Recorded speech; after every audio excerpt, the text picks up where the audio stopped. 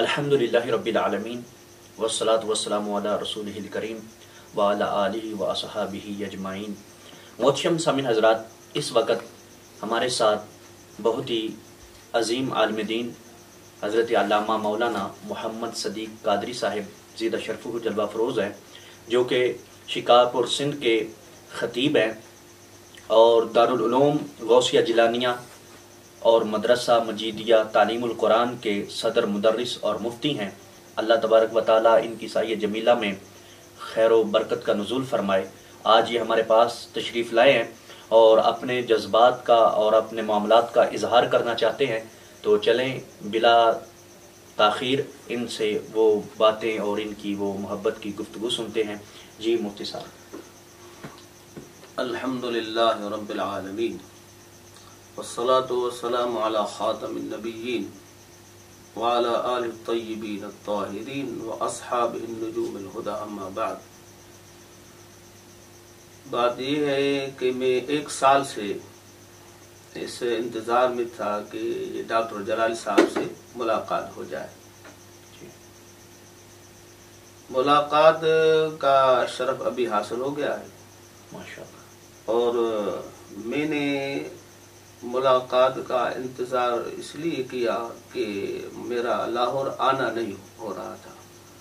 اچھا، ملاقات کا مجھے اشتیاق پیدا اس لیے ہوا، سبب اس کا یہ ہے کہ میں پچھلے سال اعتکاف میں بیٹھا ہوا تھا۔ وہ ہماری جامع مسجد ہے، بڑی جامع مسجد، وہاں میں اعتکاف میں تھا۔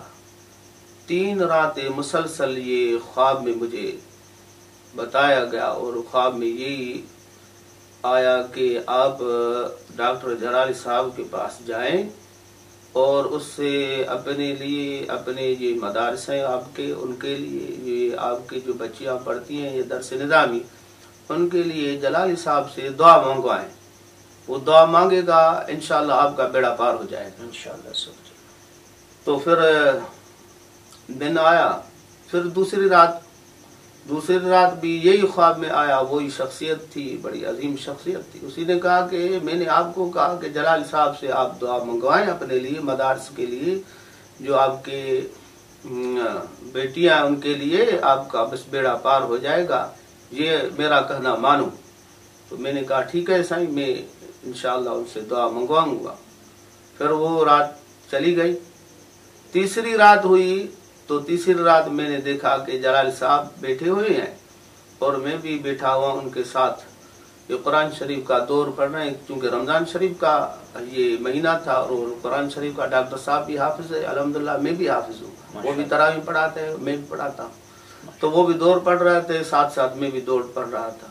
یہ قرآن شریف کا دور پڑھتے جلال صاحب کو میں نے کہا کہ جلال صاحب یار، یہ میرے لیے اور میری بیٹیاں ہیں، درس نظام پڑھتی ہیں، یہ ہمارے مدارس ہیں، ہمارے والد صاحب مفتی رسول اللہ قادر صاحب چھوڑ کر گئے، یہ دعا مانگے آپ تو اللہ تعالی ہمیں استقامت دے اور دین کی خدمت کرنے کی توفیق عطا فرمائے، آپ دعا فرمائے۔ تو جلال صاحب نے تبسم فرمایا، پھر خواب میں پھر کہہ رہا کہ یار تو مجھے پیر بنانا چاہتا ہے کیا؟ سبحان اللہ، سبحان اللہ۔ اچھا، یہ خواب آپ کو 3 دن مسلسل آئی؟ 3 راتیں مسلسل 3 راتیں مسلسل آئی ہے؟ جی ہاں۔ تو پھر میں نے کوشش کی کہ جلال صاحب سے بات ہو جائے فون وغیرہ پر، لیکن وہ نہیں ہو سکا۔ اس کے بعد بھی ملاقات کا شرف نہیں حاصل ہوا۔ کل شین مرہون علی اوقاتی، ہر شے کا وقت مقرر ہے۔ تو اللہ تعالیٰ نے ابھی مجھے شرف دیا کہ میں نے ملاقات کی، ڈاکٹر صاحب کو یہ بتایا، ابھی ان سے دعا منگوائی ہے، اور اور کہا ہے کہ میرے مدارس کے لیے جو ہماری بیٹیاں پڑھتی ہیں، آپ ہمارے لیے ساروں کے لیے، اہل سنت کے لیے، سارے جو بھی اہل سنت کے مدارس ہیں ان کے لیے دعا فرمائے۔ تو دعا تو فرمائی ہے، لیکن میں نے اس خواب کے بعد جو علماء کرام تھے، معتبر علماء، خصوصاً ہمارے استاد مفتی محمد ابراہیم صاحب، ان سے، دوسرے علماء سے میں نے ان خواب کا تعبیر پوچھا کہ اس کا تعبیر کیا ہے۔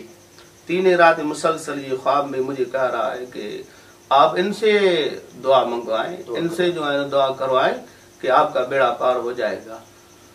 تو علماء کرام نے تعبیر جو بتایا وہ یہ تھا کہ جلال صاحب جس مشن پر کام کر رہے ہیں وہ مشن حقی ہے، یہ سری حق کی علامت ہے اور دلالت ہے.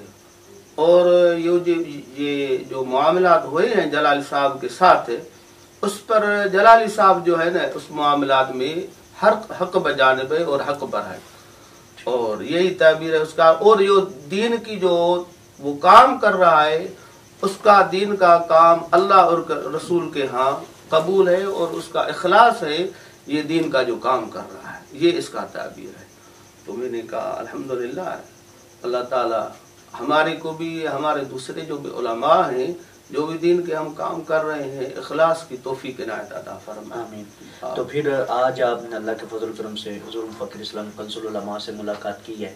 تو پہلے تو آپ بتا رہے ہیں کہ آپ نے 3 رات مسلسل خواب کا معاملہ رہا.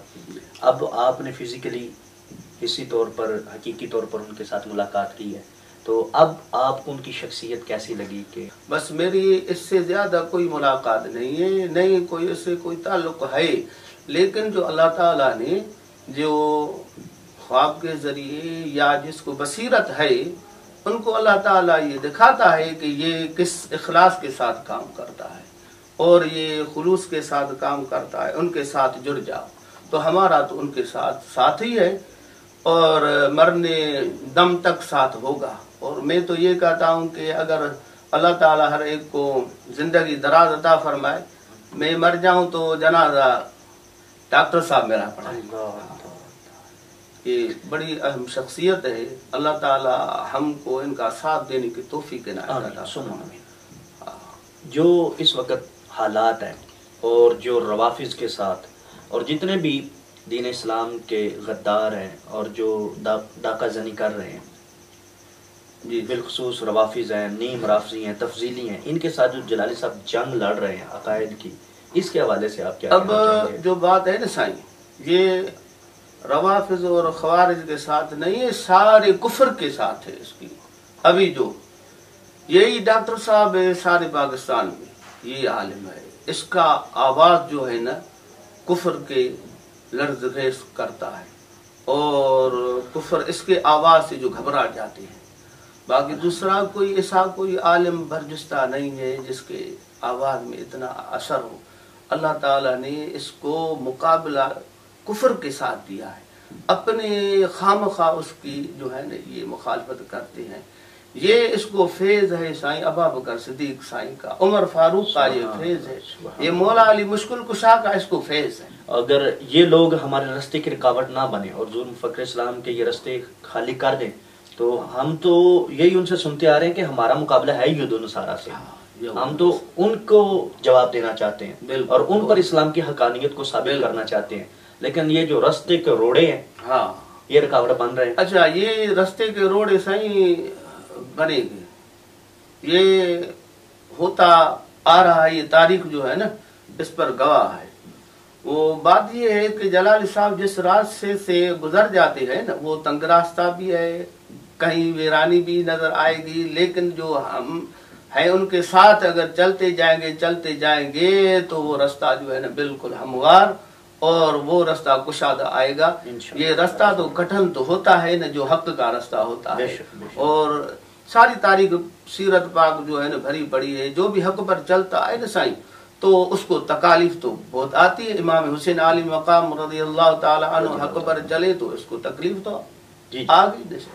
اسی وجہ سے یہ تو ایک تو عالم ہے نا جو حق پر چلتا ہے تو اس کو تکلیف تو ظاہر بات ہے آئے گی، لیکن اللہ رسول جو ہے نا اس پر راضی